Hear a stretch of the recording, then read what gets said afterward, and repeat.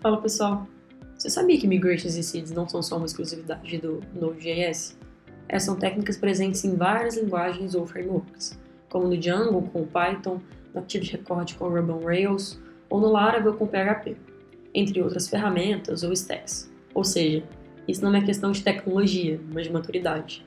Saber trabalhar com migrations e seeds é um passo essencial para você se tornar um bom desenvolvedor back-end, sendo ele completo.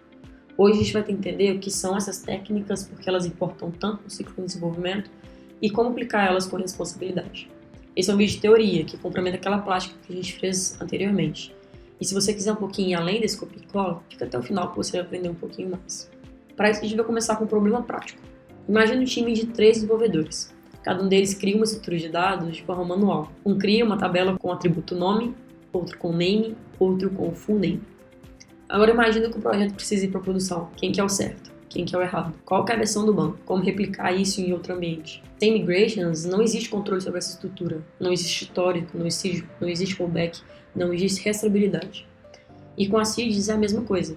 Se você depende de dados para testar uma funcionalidade ou fazer uma demo, precisa cadastrar manualmente cada item, isso vai gerar desperdício de tempo, inconsistência, bugs que podem não aparecer no desenvolvimento, mas explodem na produção. E para isso a gente vai entender esses 2 conceitos principais, que vai fazer com que a nossa vida, principalmente de desenvolvedor, se torne bem mais fácil.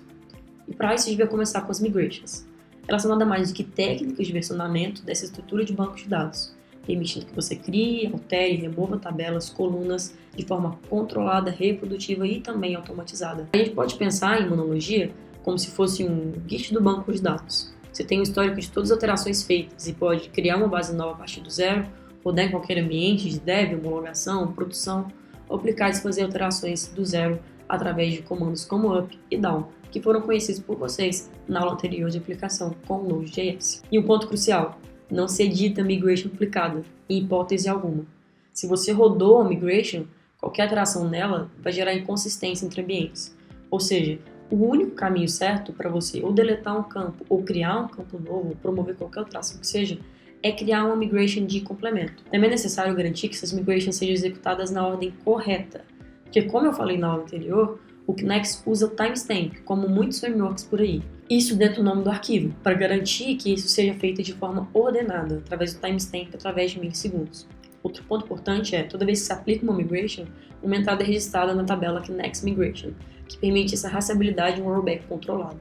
Ou seja, por lá a gente vai ter quase um log, informando quais foram as migrations feitas ou não feitas. Beleza, o que seriam as seeds? As seeds são nada mais que scripts básicos para popular o banco de dados com informações iniciais. É algo bem simples e é mais para poder auxiliar a gente.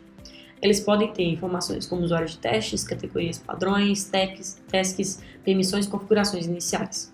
Então pensa bem, se você tem categorias principais de um mercado, essas categorias podem estar lá, já que elas não vão se alterar. Elas são extremamente úteis para ambientes de desenvolvimento e de homologação, pois ela evita o retrabalho de cadastrar tudo na mão, facilitando a vida do desenvolvedor. Mas na produção, essas podem servir e ser utilizadas com bastante cuidado.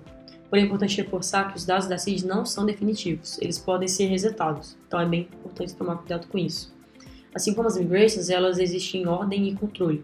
O Knex executa o arquivo em ordem alfabética, então é comum prefixar com números ou com datas da maneira como você preferir. Aqui nessa jornada a gente está utilizando o Node. E para essa etapa específica, a gente decidiu utilizar o Knex. Mas você, nas aplicações do seu dia a dia, você pode escolher outras. Você pode escolher até outras ferramentas em si. Para o próprio Node, a gente tem, por exemplo, Sequelize, que no caso não é um Carry Builder, como vocês entenderam na aula de Carry Builder e ORM. É um RM que também tem suporte a essas migrações. Cada uma tem seu padrão, suas conversões, mas todas seguem o mesmo princípio. A gente migra a estrutura de banco de dados de forma segura e consistente, tendo sempre esse controle. Tá, Mário, eu entendi tudo sobre migrations e seeds. O que eu faço para não errar mais? O que eu posso fazer para aproveitar ainda mais as minhas interações com migrations? Primeiro, novamente, nunca edita uma migration aplicada. Use uma nova migration para complementar ou corrigir. Não se mistura migrations com dados. Ou seja, dados vão para seeds e estrutura fica nas migrations. Isso é completamente oposto. Outra informação é, nomeie migrations de forma clara, ou seja, create para novas tabelas e add com alterações de informações novas. A quarta dica é, rode migrations em todos os ambientes com controle de versão, ou seja, utilize CI/CD para isso. Então, todo ambiente que você tiver, roda a sua migration porque ela vai permitir que seus dados sejam setados da maneira correta. E revise suas seeds. Nunca insira dados em teste de produção sem certeza desse impacto que deve ser causado. Agora, sabendo de tudo, vamos fazer uma comparativa bem técnica com isso. De imaginar um primeiro projeto. Cada dev cria sua estrutura à mão. Os bancos de dados são diferentes em cada máquina, a gente tem dados inconsistentes. E tudo isso está local. Eu estou aqui trabalhando na minha, o Joãozinho está trabalhando na dele. Só que quando eu vou colocar em produção, como que isso ficaria? Qual dado iria permanecer? E por acaso, se eu aumentasse o meu time, como isso ficaria? E seria um grande problema.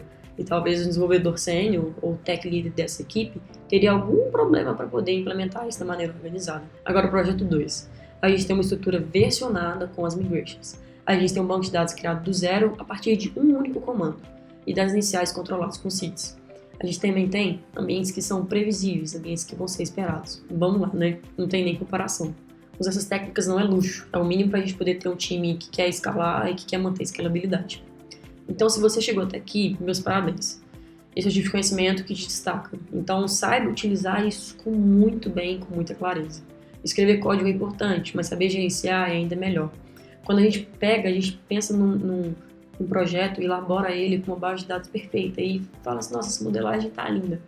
Mas se você não souber fazer isso de maneira correta dentro do seu back-end, vai perder completamente sentido. Então, novamente, mais do que saber escrever código, é importante você saber gerenciar a estrutura, dados e ambientes.